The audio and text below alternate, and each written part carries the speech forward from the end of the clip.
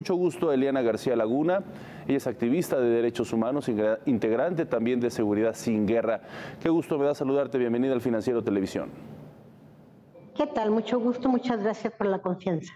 Genera impacto, Eliana,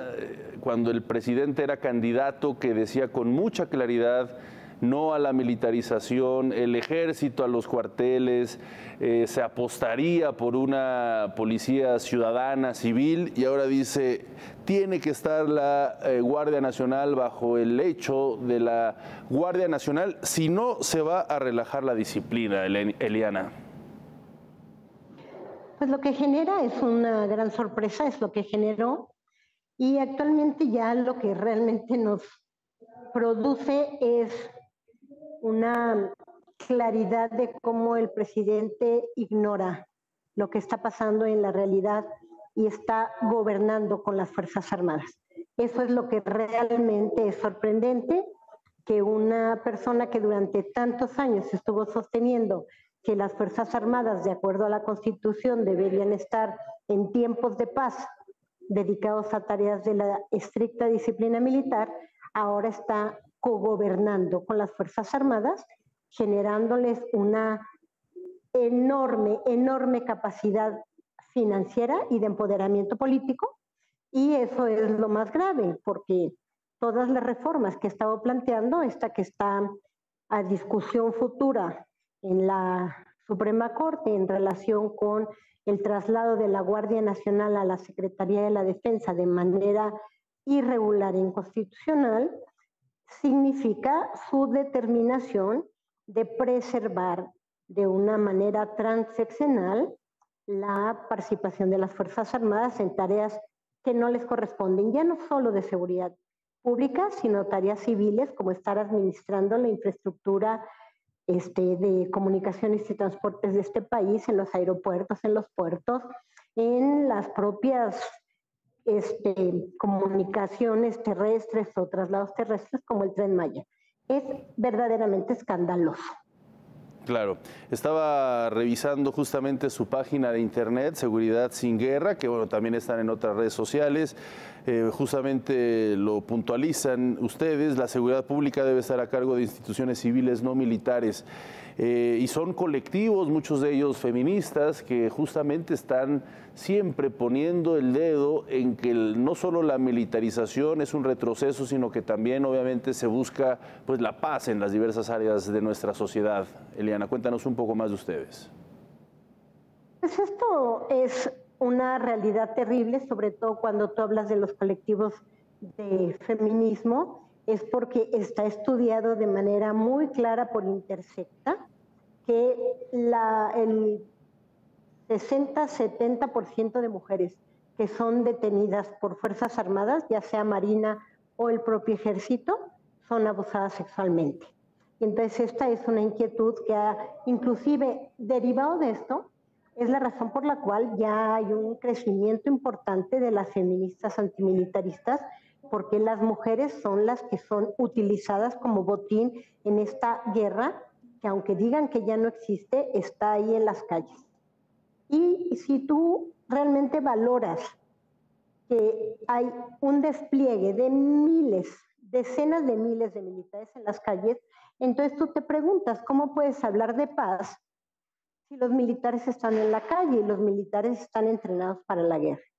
Hemos cuestionado desde que nos conformamos como colectivo en el 2016 la Ley de Seguridad Interior, que generaba un mecanismo de entrega también ilegal e inconstitucional de tareas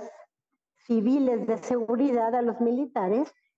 y este ordenamiento fue declarado inconstitucional por la Suprema Corte en su momento, en el 2018, y expulsado del orden jurídico mexicano. Por eso ahorita la discusión que se va a dar en la Suprema Corte en relación con el proyecto del ministro González Alcántara, estamos muy atentos porque esperaríamos una congruencia en relación con la reforma a las leyes secundarias que se hizo, particularmente la Ley Orgánica de la Administración Pública, en donde se le da el control operativo al Ejército de la Guardia Nacional, cuando en la reforma constitucional fue clarísima la vocación del legislador de que la Guardia Nacional fuera una institución de carácter civil, inequívocamente. Por eso el ministro está planteando que cualquier determinación vinculada con el artículo 129 constitucional en una interpretación armónica del artículo primero que establece los principios de derechos humanos y el artículo 21 que establece la civilidad de la Guardia Nacional, tendría que determinar que no es nada excepto una prohibición del artículo 129, el hecho de que las Fuerzas Armadas no pueden estar realizando de manera permanente tareas de seguridad pública, sino solamente de manera extraordinaria. Creo que este proyecto, si se logra los 8 votos, porque tenemos información de que directamente, el secretario de la Defensa está visitando a cada uno de los ministros y cuando se recibe la visita del secretario de la Defensa, quién sabe qué es lo que exactamente les está presionando, qué armas ahora sí lleva, además de las armas de uso exclusivo del ejército, qué otras armas de inteligencia, de espionaje, de lo que ya se ha develado, lleva para presionar a los ministros para que no vayan a votar a favor de un proyecto en donde al ejército claramente se le quitan las facultades de seguridad pública. Sí, es muy importante lo que nos comentas. Vamos a hacer rápido un recuento. El 9 de septiembre del 2022 justamente se llevó a cabo este decreto por parte del presidente mediante el cual se adscribe a la Guardia Nacional la Secretaría de la Defensa Nacional. Después, el 10 de octubre del 2022 fue presentada una acción de inconstitucionalidad ante la Suprema Corte de Justicia por parte de diversas personas senadoras que buscan precisamente se declare inconstitucional. Y ahora, como bien comentas, el ministro Juan Luis González Alcántara Carranca pues está presentando este proyecto de sentencia que busca revertir este supuesto de que la Guardia Nacional esté bajo el paraguas en todos los sentidos del ejército. En este contexto, supongamos que la Suprema Corte logra estos 8 votos y echa para atrás esta realidad, Eliana. ¿No generaría, desde tu punto de vista, una inestabilidad en las tareas, las estrategias? ¿Qué tendría que suceder? Porque por un lado es echarlo para atrás, pero también hay que operar el cambio. Mira, nosotros hemos estado planteando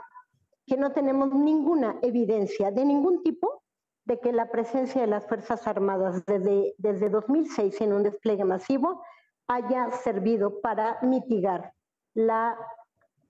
inseguridad, ni tampoco para combatir a la criminalidad de alto impacto. Al contrario, la evidencia que tenemos es que la presencia de las Fuerzas Armadas, la presencia de militares en las comunidades, lo que genera es la ruptura de los tejidos sociales y por lo tanto el incremento de la criminalidad, no solo de alto impacto, sino la criminalidad que afecta de manera más directa a los ciudadanos, como los homicidios, el cobro de piso, que es la extorsión,